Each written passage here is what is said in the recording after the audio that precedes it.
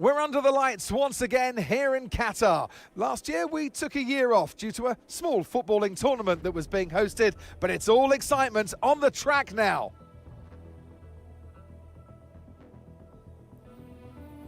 So we're back here in Lusail and this is the track map. 3.34 miles, 16 turns and just one DRS zone out of turn 16. It's already a fast and flowing track after all. There's a good overtaking opportunity with DRS though through the long straight and into turn 1. It's time to take a look at our starting grid for today's race. Daniel lines up on pole position, edging out Max Verstappen, who'll start from P2. Moving on to the rest of the grid, we have Russell, Norris, Oscar Piastri, Fernando Alonso, Perez, Hamilton, Stroll, Albon, Gasly, Tsunoda, Leclerc, Ocon, Ricciardo, Bottas, Magnussen, Hülkenberg, Zhou, and Carlos Sainz will start from the back of the grid. With preparations almost complete, let's head down to the track. And alongside me in the commentary box today, a man who I always look up to, which is easier said than done, Anthony Davidson. Look, we know it's not where you start, it's where you finish, but let's talk about the start now. What's there to help the drivers get away well? Big pressure at the start of the race, Crofty, for all of them up and down the grid, no matter where you are. But the drivers these days, they practice, practice and practice. They have rigs with them at the circuit where they can sit down with the actual steering wheel from the real car, and they've got lights that they react to. The clutch paddle is tailored around the driver's hands, around their fingers, so they can have optimum position before they start. So there's so much thought and effort that goes into getting these cars off the line.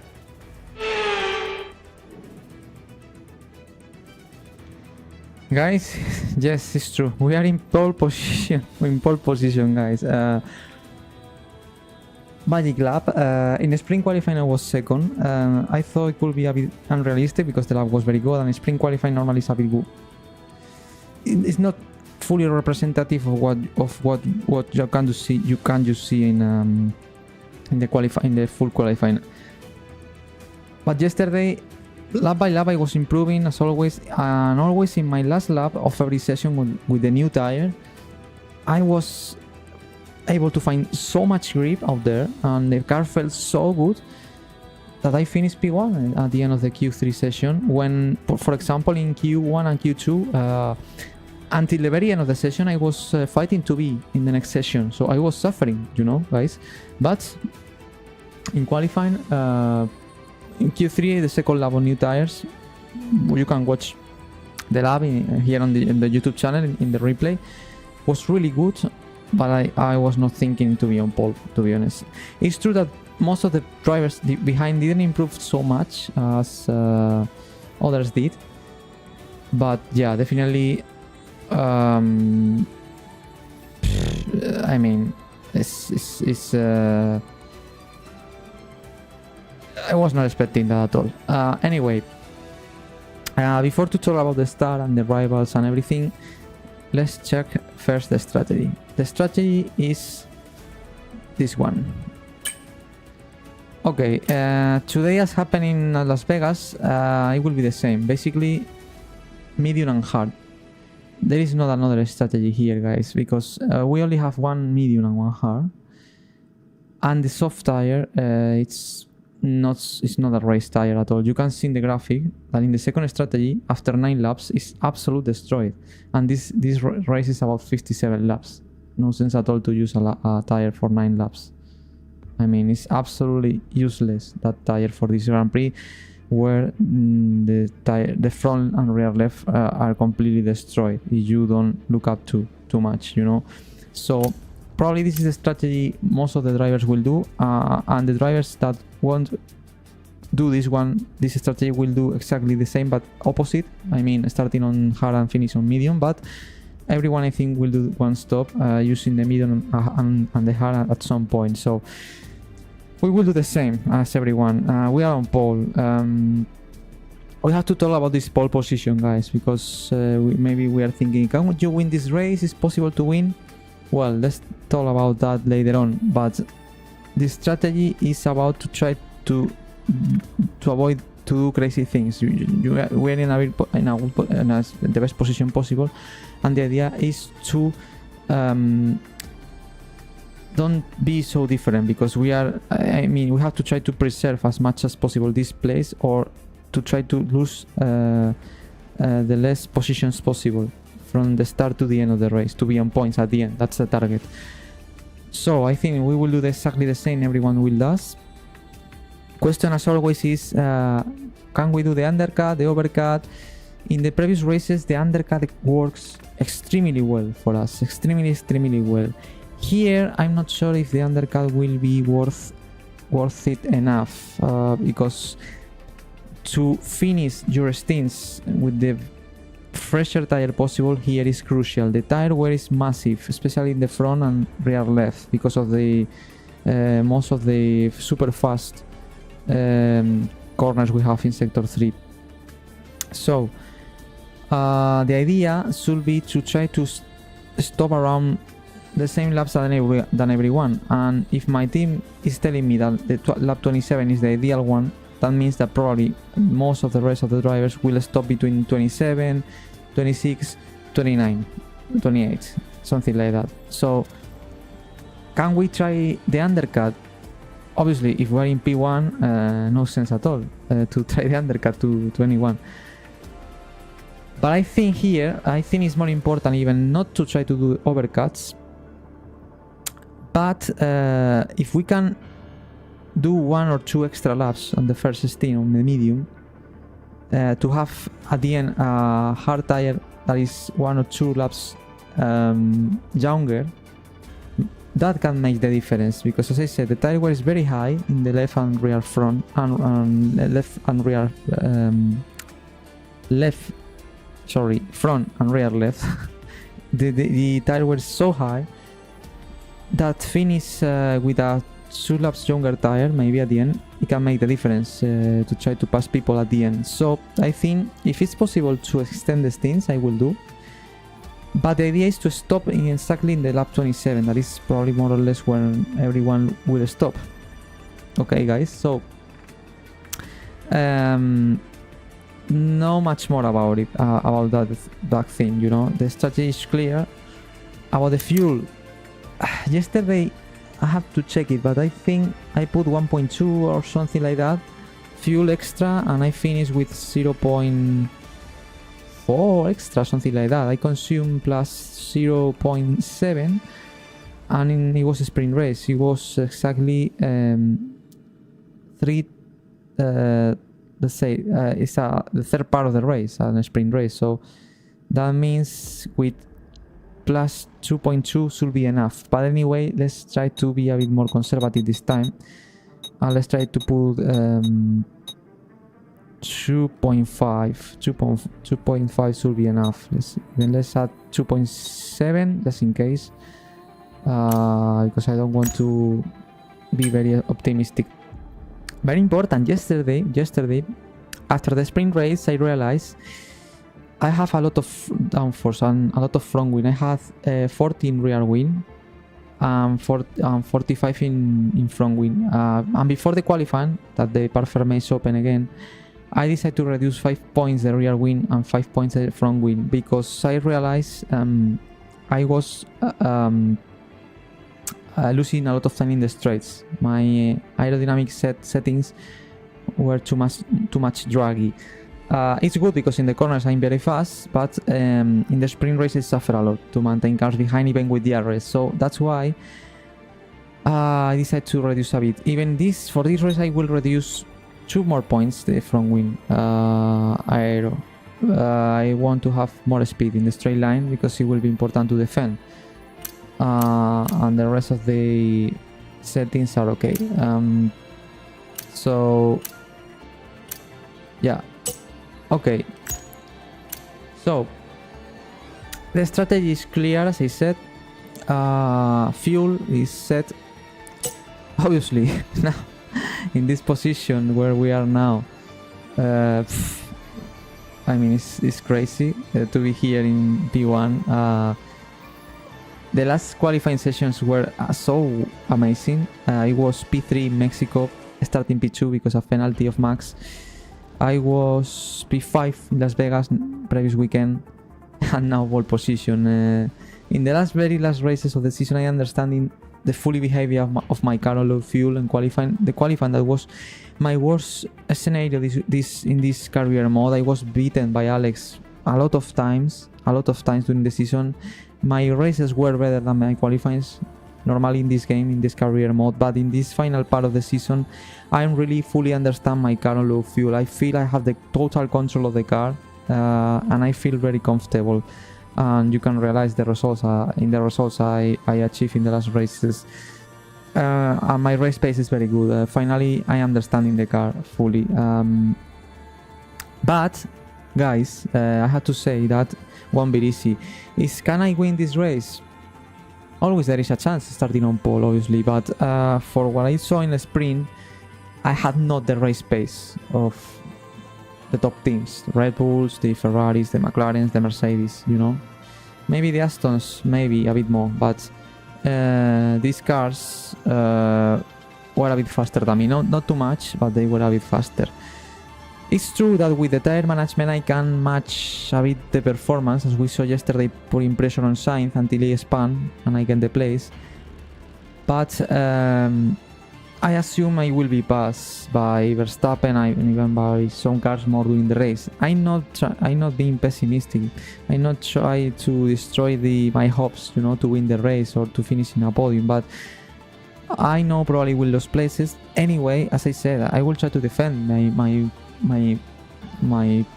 pole position, you know. It's not about to let bad people, but if I see they will clearly pass me, I will let them by, because if I start to use all the battery to defend in any time, not only will lose 1 or 2 places, I will lose a lot of places and a lot of time at the end.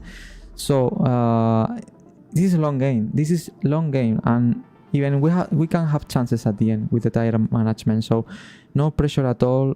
If someone passes me, probably Verstappen will be very aggressive. In the start yesterday, in the sprint, I lost like 4 places. AI drove really well. Drivers like Hamilton did an amazing start. Verstappen passed me, also a McLaren. I will try to avoid that here, obviously, but I know it will be difficult anyway.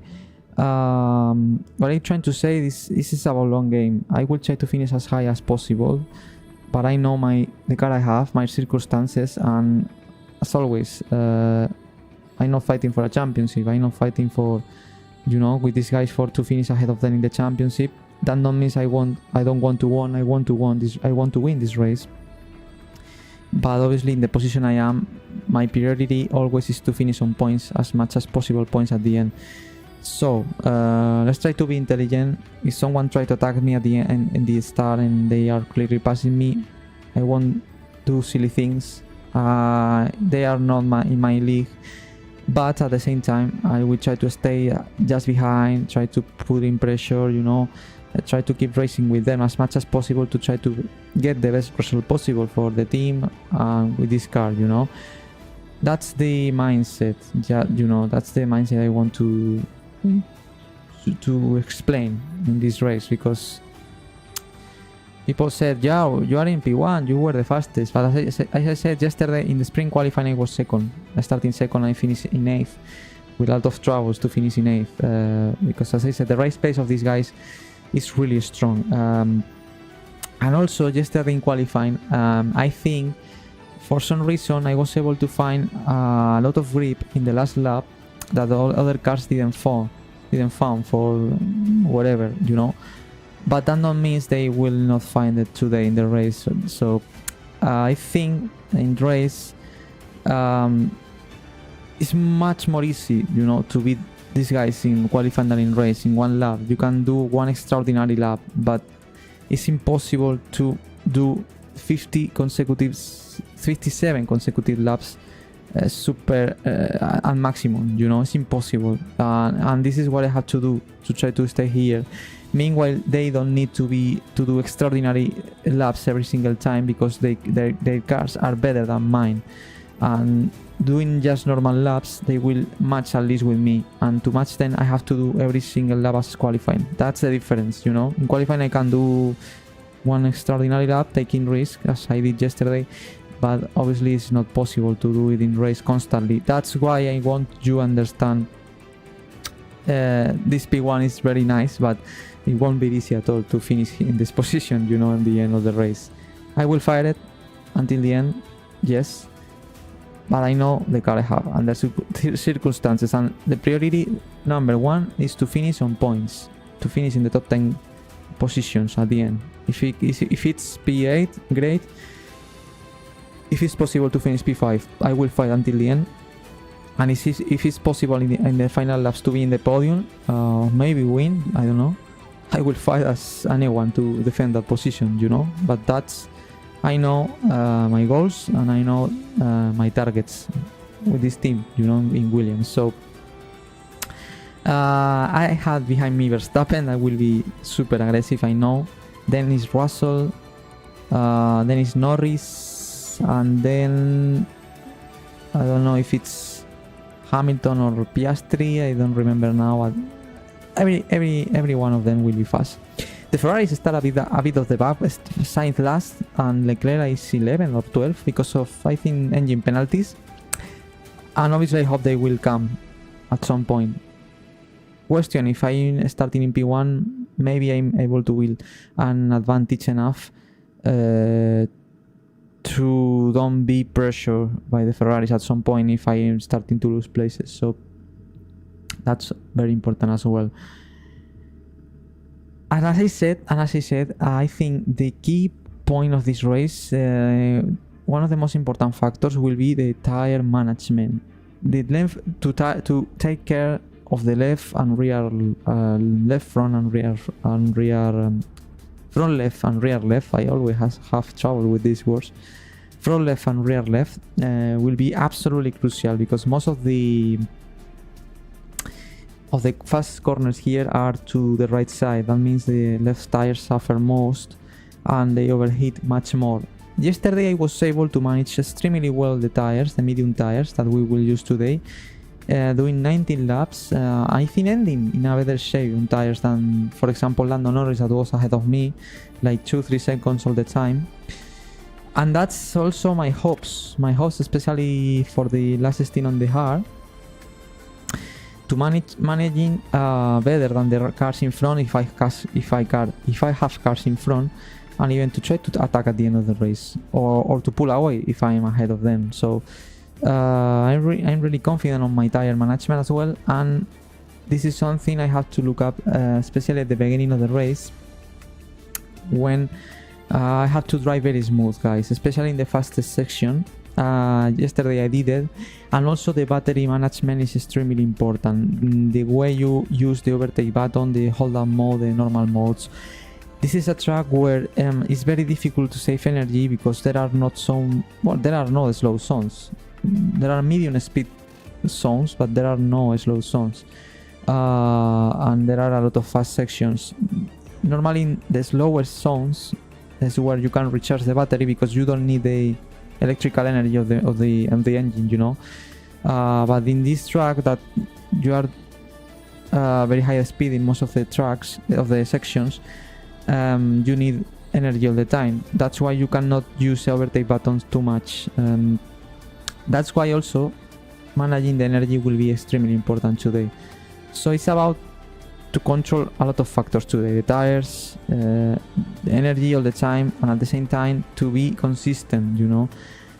So it's a race that I want to do because this track I love it. I really just in the previous game last year was new for me and I enjoyed a lot. I finished P12 I think at the end, but I could finish on the points. I have some troubles. I don't remember now very well, but I could finish on points definitely. And this year obviously in this position I should to finish on points. And it's a track that I enjoy a lot. It's super fast, super flowing. It's about to rolling the car through the corners. It's the kind of corners like Silverstone or Spa, where it's about flowing, you know. And this kind of fast speed corners is my strongest point, you know, as a, let's say, sim racing driver or virtual driver, you know. This kind of of corners is where I'm strongest. So that's why I think this track suits really well for me. Anyway, everything to play. It won't be easy, as I said, and as always, this is something we will have to watch all live with me on Twitch. Here on Twitch, guys, in 26 minutes I will be racing the Qatar Grand Prix of my Formula 124 career mode in exclusive there. The penultimate race of the season. After this one, only is Abu Dhabi in a super intense season. If you were following the season with me, first of all, thank you so much, and you know all the journey I was going through this in this game. That was absolute roller coaster, ups and downs constantly, and now in this final part of the season finally looks that we are at the top constantly, so that's very nice. But only 2 races to go. After these 2 races, F124 career over, and I will waiting for the F125 game. So that's why it's important you stay here, guys. 2 races more to go. Remember, we are fighting to defend the P11 in the championship, in the driver standings. We have 11 points advantage with my teammate Alex Albon, that today starts 10th. So for me to finish in P11 will be very nice, because that means we will be the world champion of the next league, the second league, that is the bottom 5 teams: Williams, RB, Haas, Alpine and Sauber. To be P11 means to be world champion of the second division, to say in some way. So that's why it's so important if we can reach more points today and to increase the gap with Alex Albon, and also with Yuki Tsunoda, that is 3 points behind Albon, and Gasly, that is I think 6 points behind Albon as well. These 4 drivers, we all are fighting for that P11 finishing in the driver championship. So only this race and the next one in Abu Dhabi to try to fight with. So as I said, in 24 minutes I will be racing the Qatar Grand Prix on Twitch. That's all for the moment. That was the race preview. I hope you enjoyed. I hope you know exactly how I'm seeing this race. And now see you on Twitch in 24 minutes. See you there, guys. Don't miss it. It will be very exciting. Pole position in a Williams. What can happen? We don't know, but I will try to do and to give everything I have. See you soon on Twitch in 24 minutes. Bye bye.